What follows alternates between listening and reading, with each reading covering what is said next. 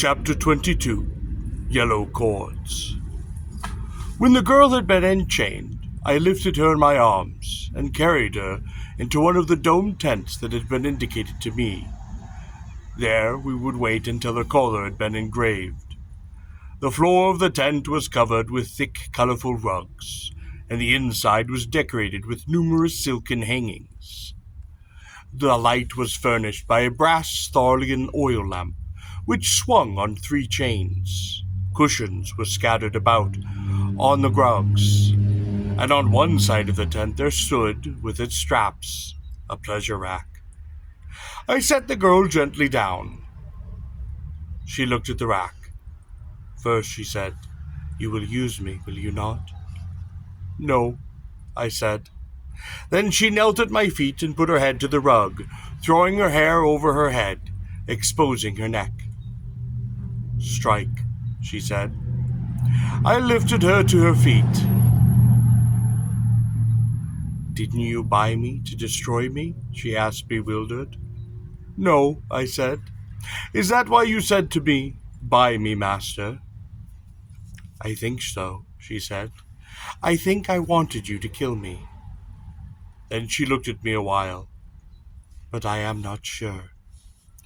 "Why did you want to die?" I asked. "I, who was Tatrix of Tharna," she said, her eyes downcast, "do not wish to live as a slave." "I will not kill you." "Give me your sword, warrior," she said, "and I will throw myself upon it." "No," I said. "Ah, yes, a warrior is unwilling to have the blood of a woman on his sword." "You are young," I said, "beautiful and much alive. Put the cities of dust from your mind." She laughed bitterly. "Why did you buy me?" she asked. "Surely you wish to exact your vengeance. Have you forgotten it was I who put you in a yoke, who whipped you, who condemned you to the amusements, who would have given you to the Tarn? That was I who betrayed you and sent you to the mines of Tharna?" "No." My eyes hardened. "I have not forgotten." "Nor have I," she said proudly, making it clear that she would ask me for nothing and expect nothing of me, even her life. She stood bravely before me, yet so helpless. So much at my mercy she might have stood thus before Laurel the Bita. It was important for her to die well, and I admired her for this. I found in her hopelessness and defiance something very beautiful. Her lower lip trembled ever so slightly. Almost imperceptibly she bit it to control its movement, lest I should see. I found her magnificent. There was a tiny drop of blood on her lips, and I shook my head to drive away the thought that I wanted with my tongue to taste the blood upon her lips and to kiss it from her mouth. I said simply, "I do not wish to harm you." She looked at me, not comprehending. "Then why did you buy me?" "I bought you to free you," I said. "You did not know then? Know that I was the Tatrix of Tharna?" she sneered. "No," I said. "And now that you know, what will you do with me? Will it be the oil of Tharlians? Will you throw me to leech plants? Or will you stake me out for your Tarn, use me to bait a sleen trap?" I laughed at her, and she looked at me bewildered. "Well," she demanded. "You have given me much to think about," I admit. "Then what will you do with me?" she demanded. "I will free you," I said. She stepped back in disbelief. Her blue eyes seemed filled with wonder. Then they glistened with tears. Her shoulders shook with sobs. I put my arms around her slender shoulders and to my amazement, she who had worn the golden mask of Tharna, she who had been Tatrix of that great city, put her head upon my chest and wept. "No," she said, "I am worthy only of being a slave." "This is not true," I said. "Remember once you told a man not to beat me. Remember once you said it was hard to be first in Tharna. Remember once you looked upon a field of Talenders, and I was too dull and foolish to speak to you.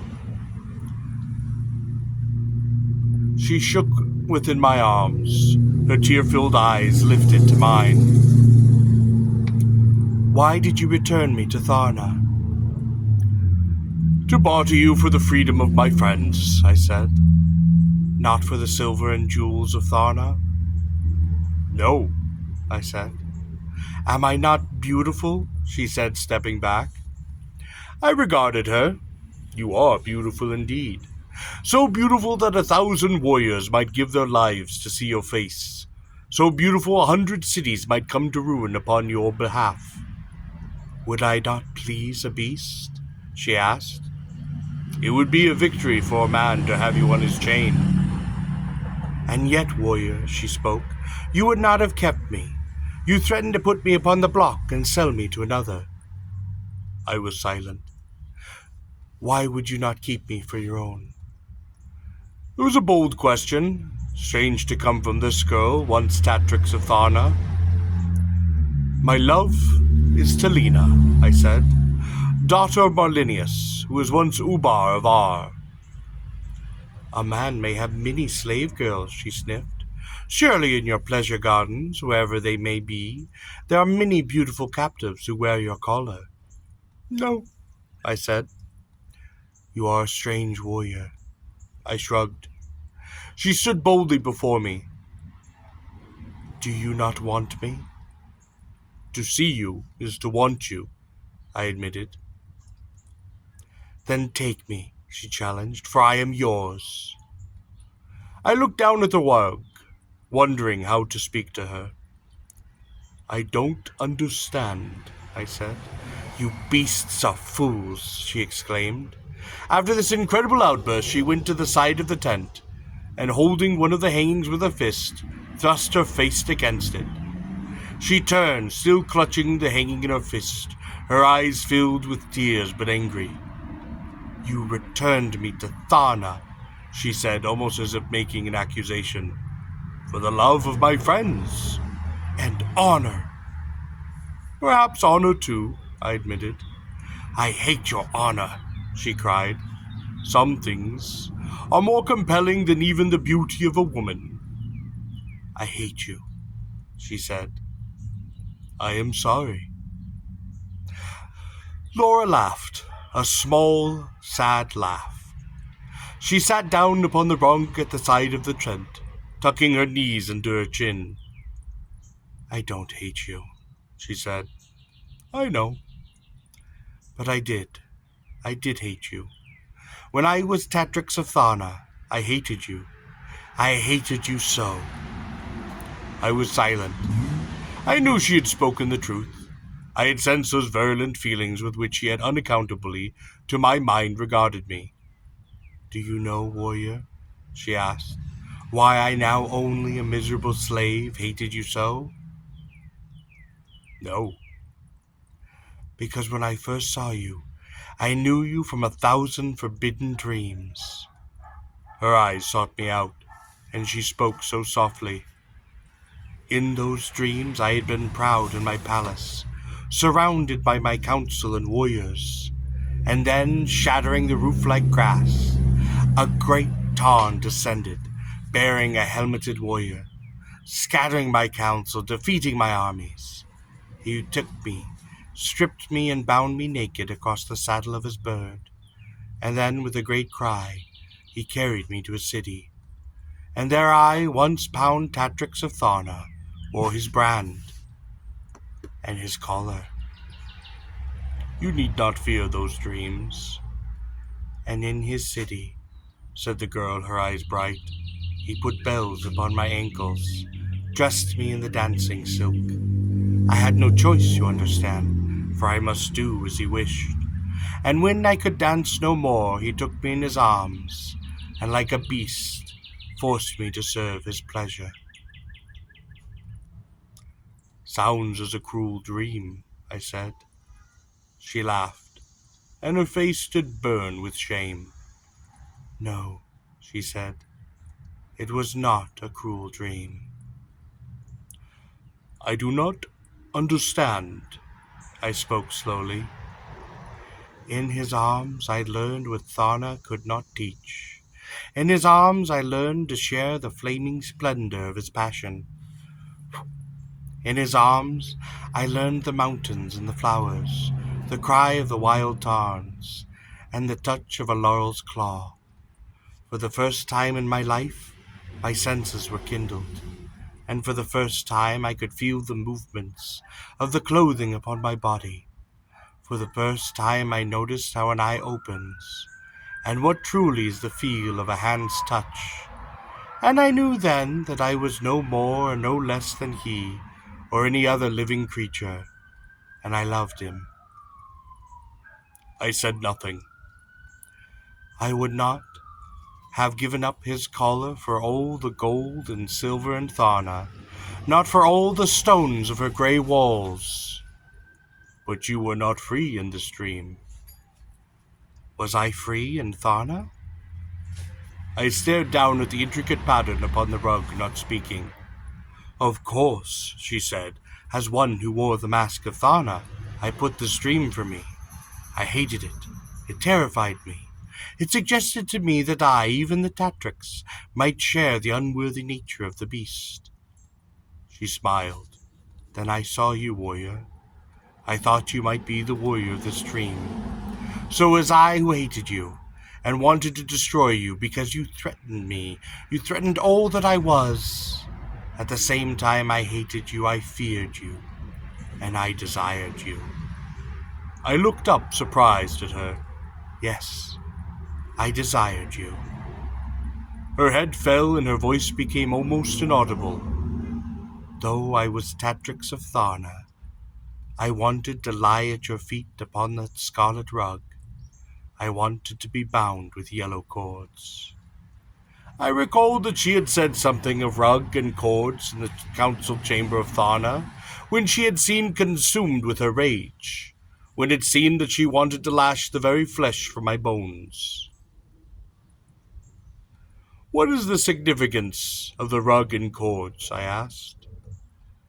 In ancient days in Tharna, things were different than they are today. And then in the slaver's tent, Lara, who had been the Tatrix of Tharna, told me something of the strange history of her city. In the beginning, Tharna had been much as other cities of Gor, in which women were too little regarded and enjoyed so few of rights. In those days it had been a portion of the rites of submission, as practiced in Tharna, to strip and bind the captive with yellow cords, and place her on a scarlet rug, the yellow of the cord being symbolic of the Talanders, a flower often associated with feminine love and beauty, the scarlet of the rug being the symbolic of blood and perhaps of passion. He who had captured the girl would place his sword to her breast and utter the ritual phrases of enslavement. They were the last words she would hear as a free woman. Weep, free maiden. Remember your pride and weep. Remember your laughter and weep. Remember you who were once my enemy, and weep. Now you are my helpless captive. Remember you who stood against me now lie at my feet, and I have bound you with yellow cords. I have placed you upon the scarlet rug. Thus by the laws of Tharna do I claim you. Remember you were free. Now know you are my slave. Weep, slave girl. At this point the captor would untie the girl's ankle and complete the rite. When she rose from the rugs to follow him, she was in his eyes and hers a slave. And over a period of time this cruel practice fell into disuse, and the women of Tharna came to be more reasonably and humanely regarded. Indeed, though their love and tenderness, they taught their captors that they too were worthy of respect and affection. Of course, as the captors came gradually to care for their slaves, the desire to subjugate them became less and less. For few men long to desire to subjugate a creature for whom they genuinely care, unless perhaps it be they fear to lose her, should she be free. Yet as the status of women became ennobled and less clearly defined, the subtle tensions of dominance and submission instinctually throughout the animal world tend to assert themselves. The balance of mutual regard is always delicate, and statistically it is improbable that it can long be maintained throughout an entire population. Accordingly, and gradually, and exploiting, perhaps unconsciously, the opportunities afforded by the training of children and the affections of the men, their women of Tharna improved their position considerably over generations, adding to their social power the economic regress of various funds and inheritance. Eventually, largely via the conditioning of the young and the control of education, those superiorities which the female naturally possessed came to be enlarged upon at the expense of those possessed by the male. And just as in our own world it is possible to condition entire populations to believe what is, from the standpoint of another population, incomprehensible and absurd, so in Tharna both the men and the women came eventually to believe the myths or the distortions advantageous to a female dominance. Thus it was gradually and unnoticed, and the genocracy of Tharna came to be established. The honored and the full weight of tradition and custom, those invisible bonds that are heavier than the chains, because they are not ever understood to fully exist. Yet this situation, socially viable though it might be for generations, is not one truly productive of human happiness. Indeed, it is not altogether clear that it is preferable to the male-dominated echoes of most Korean cities, which too surely has its unfortunate side. In a city such as Tharna, the men, taught to regard themselves as beasts, as inferior beings, seldom develop the respect for themselves essential for manhood. But even more strangely, the women of Tharna did not seem content under the gynocracy. Though they despised men and congratulated themselves on their more lofty status, it seemed to me that they too failed to respect themselves, hating the men as they hated themselves. I have wondered sometimes if a man to be a man, must he not master a woman, and if a woman to be a woman, must not know herself mastered. I have wondered how long nature's laws, if laws they even are, could be subverted in Tharna. I have sensed how a man in Tharna longs to take the mask of a woman, and I have suspected how much a woman longs for her mask to be taken. Should there ever be a revolution in the ways of Tharna, I would pity her women, at least at first, for they would be the object of the pent-up frustrations of generations. If the pendulum should swing in Tharna, it would swing far, perhaps even to that scarlet rug and the yellow cords. Outside the tent, we heard Targo's voice, and to my surprise Laura dropped to her knees, placing them in the position of a pleasure slave, and dropped her head most submissively. Targo burst into the tent carrying a small bundle, and approvingly noted the girl's posture. "Well, master," he said, "it seems with you she learns quickly." He beamed up at me. "I have cleared my records. She is yours." He thrust the bundle into my arms. It was a folded kamisk. In its folds was a collar, a token of the appreciation of your business. There will be no extra cost. I smiled to myself. Most professional slavers would have furnished far more. I noted that Targo did not furnish the customary slave livery of Gor, but merely a kamask, which had clearly been worn before. Targo then dug into the pouch which he wore at his side, and held out 2 yellow cords, 18 inches apiece. "I noted by the blue helmet," he said, "that you were of Tharna." "No," I said, "I am not of Tharna." "Ah, well," said Targo, "how is one to know?" And he tossed the cords to the rug before the girl. "I have no more slave whips," said Targa, shrugging his shoulders, "but your sword belt would do as well." "I am sure it will," I said, handing back the collar and the kamisk. Targo looked puzzled. "Bring her the clothing of a free woman," I said. Targo's mouth dropped open. "A free woman," I repeated. Dargo squinted at the pleasure rack at the side of the tent, perhaps looking for perspiration stains upon the straps. "Are you sure?" he asked. I laughed and spun the fat little fellow about, and with one hand upon the collar of his robes and the other hand firmly affixed south of his collar, I flung him stumbling toward the exit of the tent. He caught his balance and, ears swinging, turned to regard me as though I might have lost my senses. "Perhaps Master's making a mistake?" "Perhaps," I admitted. "Where in the camp of a legitimate slaver do you expect me to find clothing suitable to a free woman?" I laughed. Targo then smiled and left. I wondered on how many nights free women, bound captives, have been thrown to his feet to be assessed and purchased. How many free women and his camp exchanged their rich garments for a kamisk and an ankle ring upon his chain. A few moments Targo stumbled back into the tent, his arms bulging with cloth. He threw it down upon the rug. "Take your pick, master," he said, and backed out of the tent, shaking his head. I smiled and looked upon Laura. The girl had risen to her feet, and to my surprise she went to the tent flaps and closed them, tying them shut to the inside. She turned to face me, most breathless. She was very beautiful under the lamp, against the rich hangings of the tent. She picked up the 2 yellow cords, and holding them in her hands knelt before me in the position of the pleasure slave. "I am going to free you," I said. Humbly she held the cords up for me to accept, her eyes bright, entreating, and raised to mine. "I am not of Tharna," I said. "But I am," she said, and I saw that she knelt upon a scarlet rug. "I am going to free you," I said. "I am not yet free," she said. I was silent.